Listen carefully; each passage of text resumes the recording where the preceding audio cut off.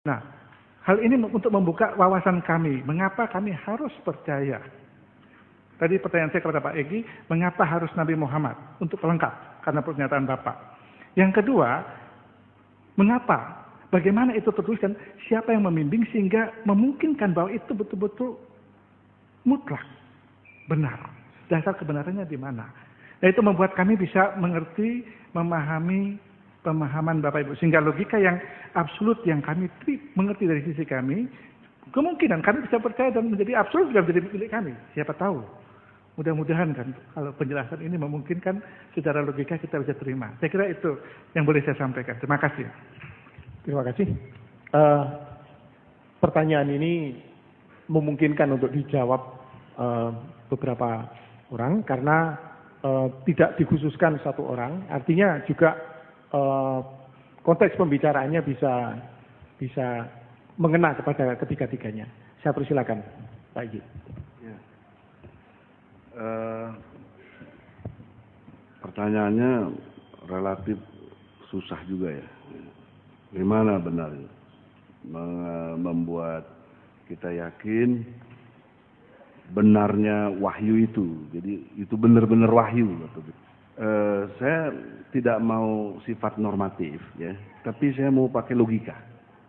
Supaya nanti untuk mengatakan benar atau enggak kan memang logika kita kan.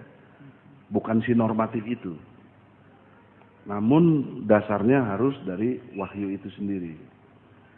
Jadi gini Pak Roland yang saya hormati, kita definisikan dulu apa itu benar.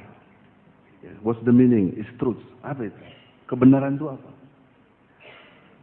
Benar menurut saya, menurut logika dan saya definisikan, ya, adalah persesuaian antara pernyataan dan kenyataan. Itu bisa disebut benar. Anda sepakat nggak kalau begitu? Benar adalah persesuaian atau kecocokan atau keserasian antara kita menyatakan sesuatu dan kenyataannya. Jadi teori korespondensi of theory ya. Ya, jadi teori of correspondency sama juga begitu. Kalau Anda sepakat dan itu memang logika kita menyatakan pernyataan saya ini botol. Ya memang inilah botol. Ini Al-Qur'an, ini Al-Qur'an, the correspondence gitu, tergantung apanya. Anda Roland. Ya. Benar enggak? Betul. Betul. Begini, Kalau sampai situ dulu, jelas. Ya, baik. Terima kasih. Itu benar gitu loh.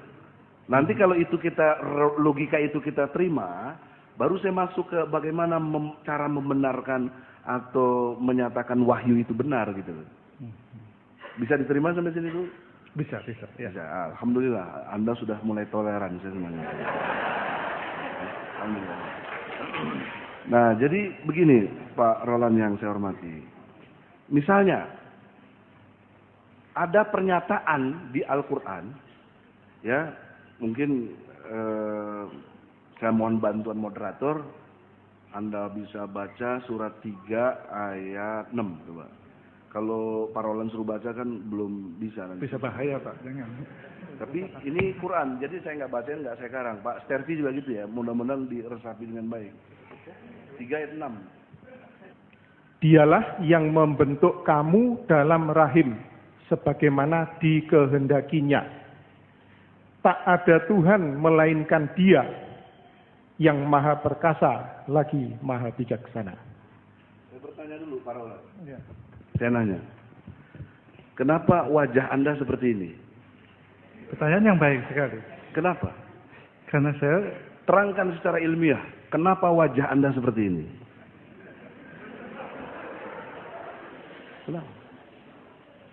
Kenapa wajah Stervi gitu? Kenapa ini begini botak ini? Tapi gelarnya MBA, makin botak aja.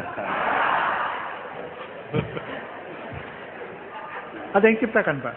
Hah? Ada yang ciptakan begini? Nggak usah percaya menciptakan, nggak ada. Ilmiah aja, nggak usah pakai teori-teori yang menciptakan. Karena saya dilahirkan demikian Pak. Nah, itu artinya Anda tidak tahu. Gitu. Sama halnya, yang sok-sok jago matematik, fisika, Tolong jawab pertanyaan saya. 1 dibagi 0 berapa? Berapa? Wah, kalau ilmiah katanya jawabannya begini, Pak. Lambang tak terhingga. Betul nggak? Itu artinya tidak tahu. Tak terhingga kok dibilang hebat. Artinya itu tidak tahu. Tak terhingga. Tak terhingga apa? Ya nggak tahu. Dia coba malu bilang jawab tidak tahu kan malu. I don't know gitu. Malu gitu. Jadi maksudnya supaya kita ngerti bahwa ada batasan otak kita, Pak. Ada batasan pengetahuan kita yang nggak sampai dimensi kepada yang mestinya nanti yang maha tahu itulah yang menjelaskan. Nah makanya ayat ini menjelaskan, kamu kan nggak tahu sesungguhnya. Saya pernah tinggal di Jerman, Pak. Saya kuliah di sana sempat. Saya tanya sama seorang dokter ya, warum deine Gesichte wie hier, saya bilang. Why your face like this, saya gitu. Kalau bahasa Inggrisnya. Kalau tadi yang pernah bahasa Jermannya begitu, Pak. Dia nggak bisa. Dia bilang, ist was es nih katanya. I don't know, saya nggak tahu. Gitu. Nah kalau nggak tahu nih baca Quran dong. Ya. Tapi ya terus ngelengos namanya dia. Jadi saya berkesimpulan saudara-saudara, orang menolak Islam 2 potensial besarnya. Sebabnya gitu. Pertama, kebodohan. Kedua, kesombongan. Itu saja. Kalau orang itu nggak bodoh, nggak sombong, Islam pasti diterima. Pasti. Siapapun. Karena ini otak ini semua sama. Saya nanya di mana-mana sama. Sekarang logikanya gini ya, kita balik. Kita sekarang langsung pindah. Saya langsung pindah Kristen gitu. Terus apa langsung logika saya jadi berubah? Memahami common sense tadi? Kan enggak. Tetap aja kalau ditanya 1 tambah 1 ya 2. Mentang-mentang kita Islam terus jadi 4. Dan nggak bisa. Kan begitu. Begitu juga Anda. Jadi, nah sekarang Allah lebih breakdown lagi. Kan Allah klaim ya. Allah mengklaim, akulah yang menciptakanmu sebagaimana aku kehendaki di dalam rahim. Itu kata Allah. Sekarang Anda buka lagi surat Al-Mu'minun ya, ayatnya 12 sampai 14. Supaya sistematika kita itu dapat statement dari Quran, kan kita udah sepakat, kebenaran adalah persesuaian antara pernyataan dan kenyataan. Nah, sekarang Allah klaim dalam pernyataannya, aku yang hendaki kamu, wajah-wajah kamu. Jadi kamu kalau ngaca, kebetulan kurang cantik, jangan terus mengeluh, jangan. Justru karena Anda ada, jadi ada yang cantik gitu loh. Begitu hikmahnya gitu loh. Sebab kalau Anda, aduh gue jelek, yang sok ganteng atau cantik juga jangan sombong. Karena ada yang jelek, karena ada Anda. Kalau semuanya cantik, nggak ada cantik itu sendiri, nggak ada. Kalau semuanya jelek, jelek itu sendiri nggak ada. Itu dan nah makanya bagaimana Allah menjelaskan klaimnya bahwa Dia yang menciptakan dalam rahim itu. Dan sesungguhnya kami telah menciptakan manusia dari suatu saripati dari tanah. Kemudian kami jadikan saripati itu air mani yang disimpan dalam tempat yang kokoh, rahim.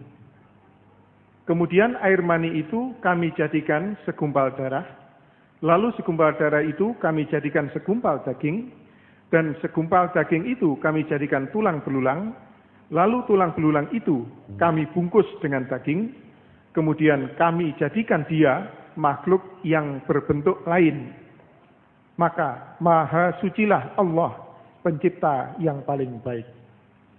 Kemudian sesudah itu, sesungguhnya kamu sekalian benar-benar akan mati. Jawab pertanyaan saya. Siapa yang bisa bantah pernyataan Al-Quran ini? Baik secara sains, mau pakai ilmu apa aja, dan fakta-fakta yang ada. Apakah ada yang bertentangan dengan fakta-fakta statement Quran tadi itu? Nggak apa-apa. Pak Roland kalau mau bantah, nggak bener Quran tuh omongan Muhammad ngarang-ngarang aja. Kapan Muhammad pernah kuliah fakultas kedokteran?